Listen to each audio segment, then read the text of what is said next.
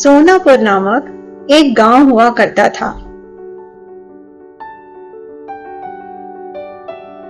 उस गांव में एक वृद्ध महिला अपने 3 बेटों माधो, रघु और भोला के साथ रहा करती थी।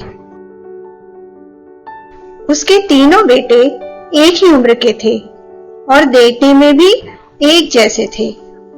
ठीक से खाना बच्चों, आज मैंने तुम तीनों के लिए पुलाव बनाया है। तुम तीनों को बहुत पसंद है ना?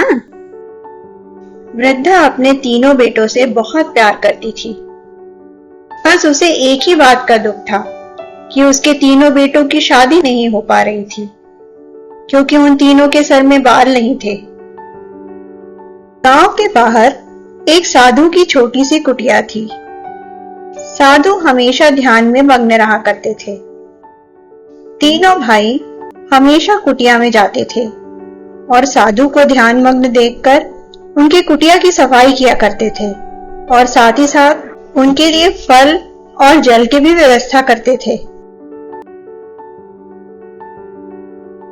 एक दिन साधु महाराज अपनी योग निद्रा से जागते हैं।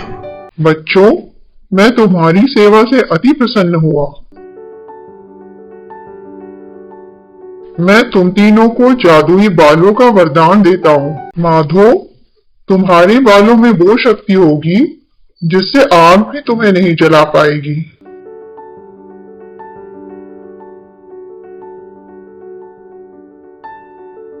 रघु, तुम्हारे बालों में वो शक्ति होगी कि तुम पंछियों की तरह हवा में उड़ सकोगे।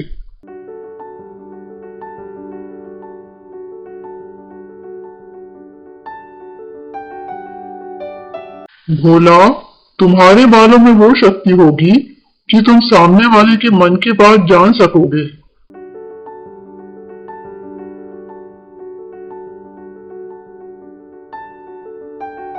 लेकिन याद रहे, इन शक्तियों का इस्तेमाल तुम अच्छे कामों के ही लिए करना, वरना ये शक्तियां तुमसे छिन जाएंगी। तुम्हारा कल्याण हो। अरे माधो, रघु, भोला, तुम तीनों के बाल कैसे आ गए? तीनों माँ को अपनी सारी बात बताते हैं। एक दिन तीनों काम से लौट रहे होते हैं, तभी उन्हें कुछ गांव वालों के चिल्लाने की आवाज सुनाई पड़ती है। वे देखते हैं कि कुछ झोपड़ियां जल रही होती हैं। गांव वाले चिल्लाते हैं, हमारे बच्चे झोपड़ी के अंदर हैं, कोई बचाओ। माधो सीधे झोपड़ी के अंदर भागता है और एक एक करके बच्चों को बचाकर बाहर ले आता है, क्योंकि उसे ये वरदान मिला था कि आग उसका कुछ बिगाड़ नहीं सकती। एक दिन रघु को पता चलता है कि शिवेंद्रगढ़ की राजकुमारी को कोई काला जादूगर उठाकर ले गया है। महाराज, मैं राजकुमारी को काला जादूगर से बचाकर ले आऊंगा। युवक, पहले भी बहुत से लोग कोशिश कर चुके हैं, लेकिन कोई कामयाब नहीं हुआ। क्या तुम सचमुच मेरी सुनैना को वापस ले आओगे? जी महाराज, आप मुझ पे विश्वास रखिए।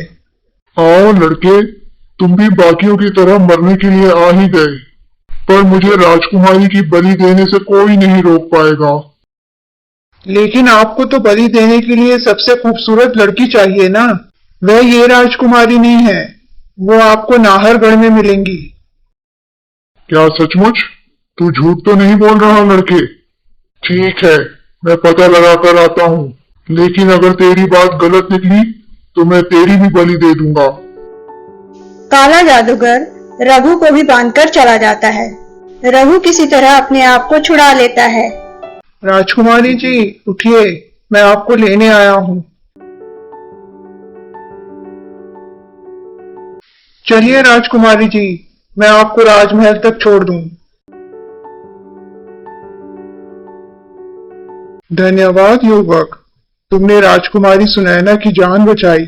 बोलो, मैं तुम्हारे लिए क्या कर सकता हूँ? नहीं महाराज, मुझे कुछ नहीं चाहिए, ये तो मेरा फर्ज था। काला जादूगर बहुत गुस्से में आ जाता है जब रघु राजकुमारी को भगा ले जाता है। वह भेष बदलकर सोनापुर गांव पहुंचता है रघु का पता लगाने के लिए।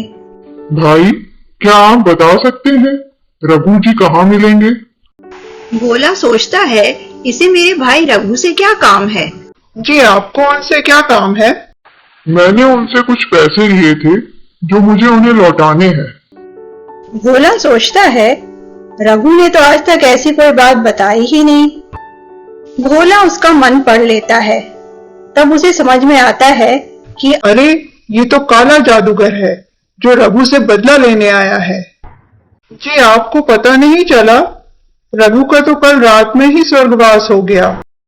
आप वो पैसे मुझे दे दीजिए, मैं उसे उसके परिवार तक पहुंचा दूंगा। जादूगर दुखी होकर पैसे की थैली भोला को देकर वापस चला जाता है। भोला ये बात आकर घर में सबको बताता है। अपने जादुई बालों की वजह से वे आगे भी सबकी मदद करते रहे। धीरे धीरे उनका परिवार खुशहाल हो गया और उन तीनों की शादी भी हो गई। नमस्ते दोस्तों, मेरा नाम है सोनिया। कहानियाँ हमारे जीवन का आईना होती हैं, जिससे हम बहुत कुछ अच्छा सीख सकते हैं। अगर आपको मेरे चैनल माय टेल टून की कोई भी कहानियाँ अच्छी लगती हैं, तो प्लीज प्लीज प्लीज मेरे चैनल को जरूर सब्सक्राइब करें। और भी बहुत अच्छी कहानियाँ मिलेंगी आगे। धन्यवाद।